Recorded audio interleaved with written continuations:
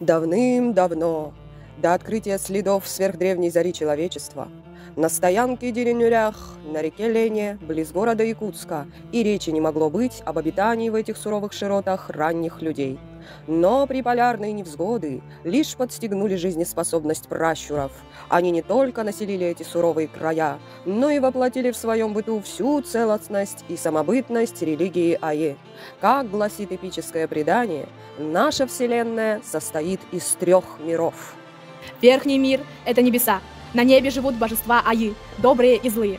Главную часть неба, его верхние ярусы, занимают добрые божества во главе с Урюн-Артойоном, прародителем всех добрых духов Айи.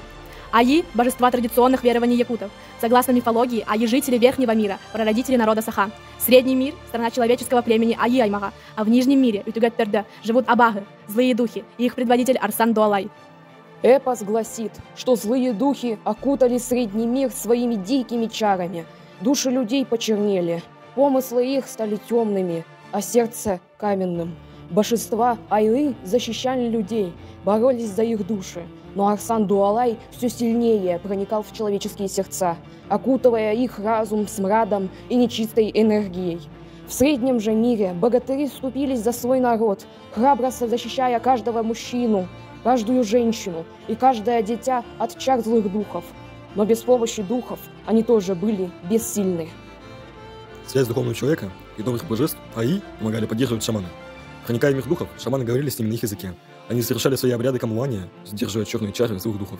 Они вызывали дожди, страшную засуху, исцеляли больных и помогали солнцу освещать скованные вечной мерзлотой земли. Добрые духи обращались к шаманам, чтобы не спаслать в Средний мир свое благословение. Люди, населяющие Средний мир, обращались к шаманам в самые тяжелые периоды своей жизни. Те помогали им, они провожали души умерших в иной мир, служили богам и духам, добиваясь их благосклонности для своего народа. Легенда гласит, что в периоды такого противостояния шаманы сыграли особую роль в развитии народа Саха.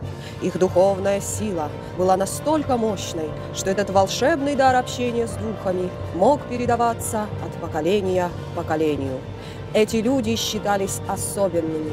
Они могли путешествовать в иные миры и были способны регулировать всеми органами чувств.